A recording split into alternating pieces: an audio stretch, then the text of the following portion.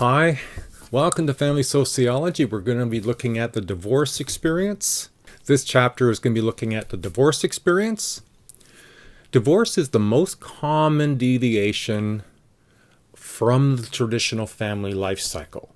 So for instance, children are now more likely than any other generation in the past to have parents living in a separate household. Many of you will have experienced divorce either in your own nuclear family or through other relatives and friends. Now, this chapter examines the social factors that help explain why couples divorce. We'll then look at the process of divorce, which includes planning the breakup, the separation, and reorganization of the family or the formation of a new family. This process can produce psychological and practical crises. An increasing number of children live through the dissolution of their parents' marriages. Now, this experience has a variety of repercussions for their development, and this chapter also covers the important issues of custody, child support, and post-divorce parenting arrangements. We're going to start with a bit of a history and a current state of divorce in Canada. Now, by definition, divorce is the legal dissolution of a marriage. Divorce is the most common deviation from the traditional family life cycle, as I mentioned. Divorced families add 2 or 3 phases or stages to the life cycle. Separation, perhaps remarriage, and then stabilization into a new family pattern. Now, divorce is not uniform and should not be oversimplified. In practice, the divorce experience is quite diverse for couples and their families. Let's consider the history of divorce in Canada. Now, divorce has not always been common. In early Canada, laws for divorce were strict and divorce was infrequent. The church dominated the social life and forbade divorce. Between 1840 and 1968, it was the federal parliament who had exclusive authority over divorce. Men needed to prove adultery by their wife. Women needed to prove desertion 2 years or longer, and this was also known as the poor man's divorce. Or they needed to experience extreme mental or physical cruelty. In 1925 and onward, women could get a divorce based on proof of adultery only.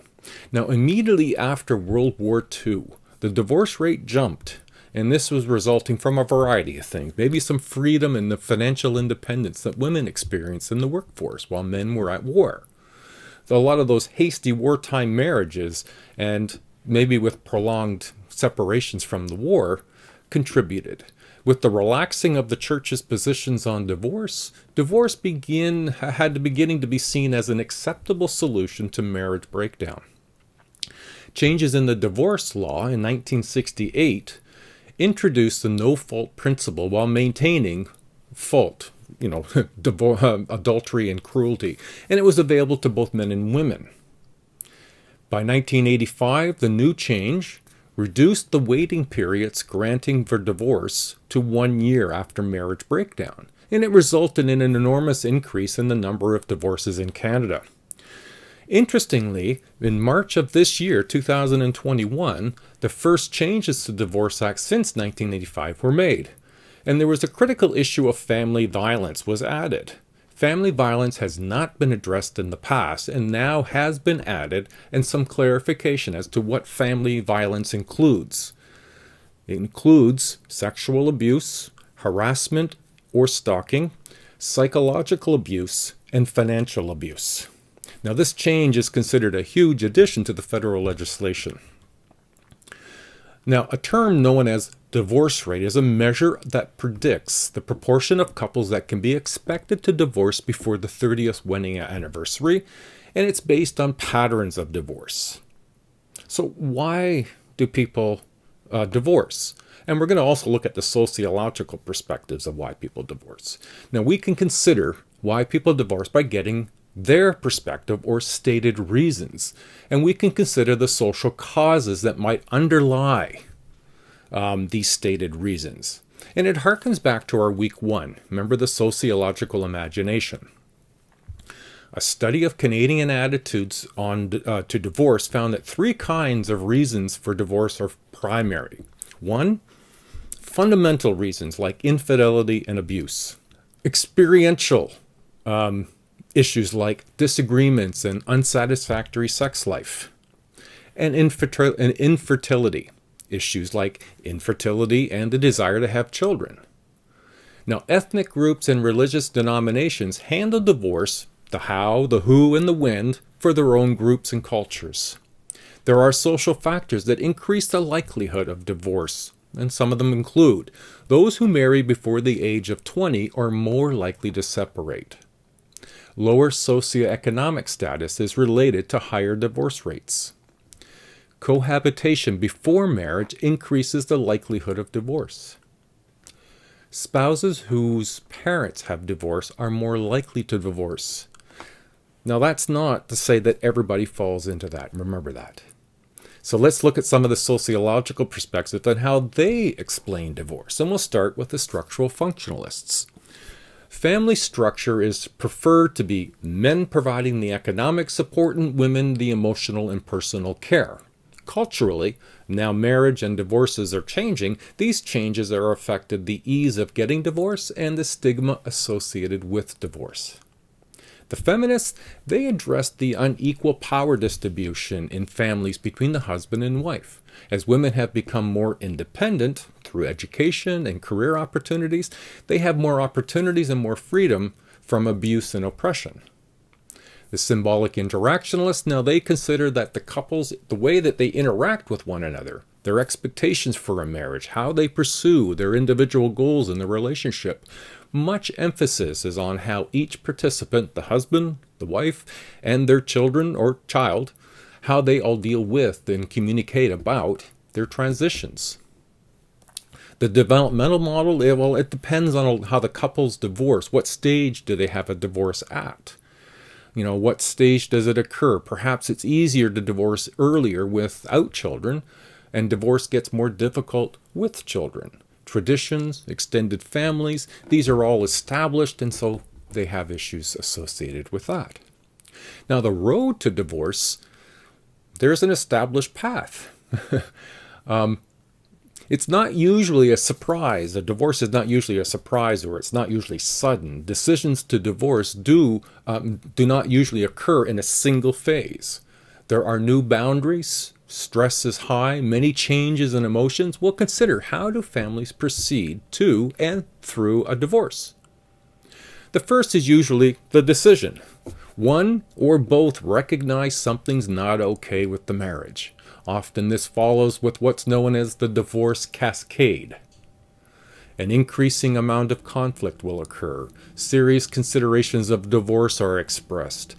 There, in fact, could be a separation and then the divorce. This cascade can increase the likelihood of divorce as time or the process goes on. Now, people may delay separation until a time they consider to be more suitable. Women need to find a job, or they may want to go back to school.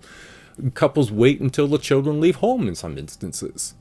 Some minority groups emphasize family ties and responsibilities above personal satisfaction. There are more older Canadians experiencing divorce, and now this is known as the silver separation. Plan the breakup. Couples must plan the breakup of the family system. It needs to work cooperatively to settle issues such as custody of children, visitation, finances. Tell extended family members. You can only imagine, and maybe you do know. Planning process often does not run smoothly. Many couples separate and then reconcile repeatedly. This introduces the term boundary ambiguity. Roles are changing. Changing formal and involved to other uncertainties and informal and maybe not as involved. The separation of the family, well, that's the next step. Separation and family. So the reorganization needs to happen. Separation changes the relationship between husbands and wives. Couples with children need to Couples with children need to decide how to coordinate responsibility as co-parents. And there's much stress and uncertainty continues, and it can affect the future relationship and life goals of both and all people involved. So, crisis of divorce. Divorce produces what's called a transitional state, a temporary imbalance. Routines, roles aren't the same anymore, and that change, that imbalance is what is this transition state. Breakdowns often includes three crises: an emotional crisis, an economic crisis, and if there are children, a parenting crisis. The emotional crisis, often couples will experience three aspects of emotional crisis of a divorce. They need to go through the accept and mourn the loss of a marriage. They deal with their own identity issues. Who am I now? And building a new social network. When these are accomplished successfully, growth and opportunity may result. During and after the separation process, individuals suffer the loss of an important relationship. Often has served as the center of their lives, whether it's seen as satisfactory or not. Separation and divorce usually mean that the individual have to redefine themselves as people. Now, with the growing number of divorced people, new social scripts are being developed. The relationships with extended family members changes. May have limited support from their own relatives with strong religious beliefs. May have long connections. One may long for connections with the ex and their relatives who are no longer legally related to them. Most adopt by about 2 years to a post-divorce set of circumstances. Within 6 years, most have built a reasonably satisfying life. When we consider the patterns of adjustment, we can consider the table 10.1, where there are 6 patterns that are identified. The economic crisis, the most expensive, it usually means a drop in the standard of living, especially for custodial parents. The custodial parent is the parent with whom the children live most of their time. Both parents are responsible for the support of their children. They may be able to work things out with each other. However, in 1997, the federal government passed the Federal Child Support Guidelines. Now, these guidelines focus on the cost of raising a child, the parent's income, and the number of children. Now, please see the top of page 284 and review those guidelines. Common law separations are split between the federal and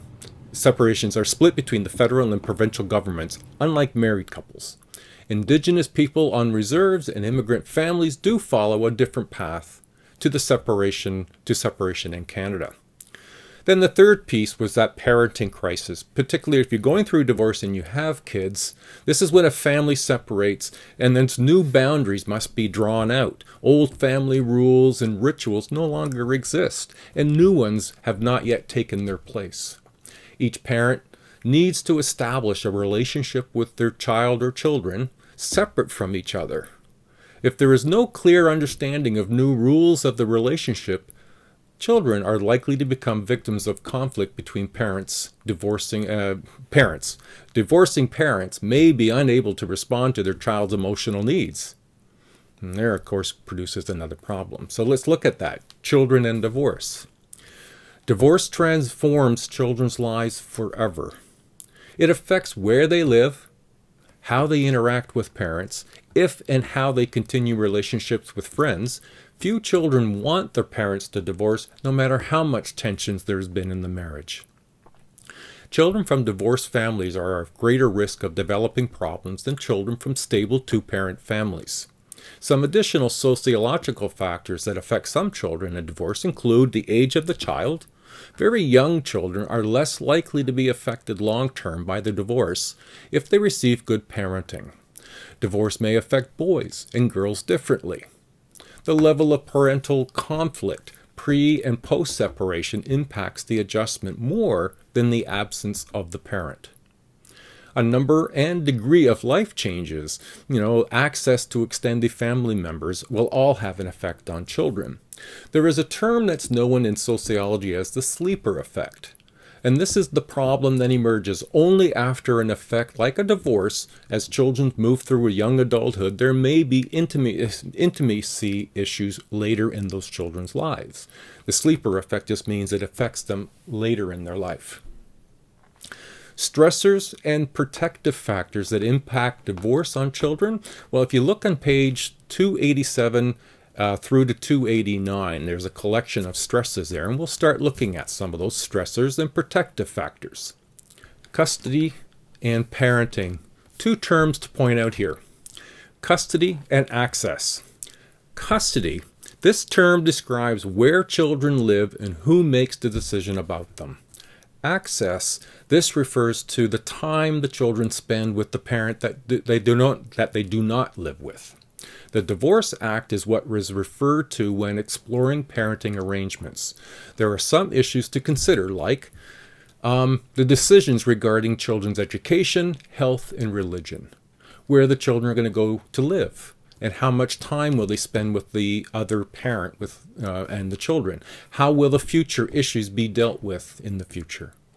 Current standard used is that the best interest of the child is what's important. The custodial parent-child relationship, well, the challenges of the custodial parent trying to restructure their life, being emotionally and physically drained, often children are not able to get all they need, resulting in issues like behavior, attitude issues. Non-resident parent-child relationship. Most non-custodial parents are men. When the marriage is broken down and divorced, men are sometimes at a loss as to how to manage their father-child relationship on their own. Higher education and income often result in more frequent contact and overall divorce experience. That is, of course, relative. So custody types. Well, there's sole custody. Here, children live primarily with one parent. The other parent, often the dad, may or may not have rights to access. This is where the term weekend dad comes from. Joint legal custody. Both parents have decision-making rights, best when both parents can effectively work together with children's needs foremost. And then sole custody has been losing favor in the more recent years, with growing interest in shared custody. Shared custody, in this case, both parents are involved in the responsibility, the care, and decision-making for children. This approach involves the time spent with children to be more equal. A binuclear family is a family where there is a balance of time and responsibility between parents and their children, and they also spend equal time in each parent's home. A least used alternative in shared custody is what's known as bird nest arrangement. This is where children stay in the family home and each parent comes to see the children when it's their turn. Now, this has been more popular in the last 10 years. There's also what's known as split custody, and here's where parents divide custody of their children. For example, the mother may claim the daughters and the husband maybe the boys. Factors determining custody, for the most part, are social norms and changes in legislation that are influential in determining custody. Shared custody is most often the decision when parents have higher education and income. Child support. These guidelines are set out by the Federal Child Support Guidelines. They determine the amount of money to be paid by the non-custodial parent to the custodial parent. So lastly, we'll just touch on the future. At least half of all marriages will dissolve. This implication, how best to ensure healthy development of children living in divorced families, will be critical. Children tend to do best when they have continuity in their relationships and have regular contact with both parents and extended families. Children also need to be assured of adequate financial support. Achieving this demands serious commitment by both parents to the welfare of their children. It also requires effective enforcement laws as backup. Children's best interests are served if parents receive adequate backup from extended family and society as a whole. If left to do everything alone, the phenomenon of single-parent burnout would continue to occur. Two major problem areas arise out of custody conflict: failure to comply with support orders and with custody provisions. The provinces are responsible for enforcing child support orders. Some parents try to prevent visits if supports are not paid. Occasionally, a non-custodial parent takes the law into his or her own hands and kidnaps a child. Provinces are responsible for enforcing child support orders. There is a great deal of pressure in society for mothers to assume custody of their children following breakup of a marriage. There is stigma attached to mothers who refuse custody of their children. Going on towards the future, this is going to be more effectively changed, and I think we'll see more familiarity with the idea of single parenthood and divorce. Not a happy topic entirely, although not all divorces are all bad. It's how we have and go through a divorce that makes the difference. Always keep forward thinking to our children's best interests and keep communication open. Good luck, everybody, and we'll see you next week. Bye now.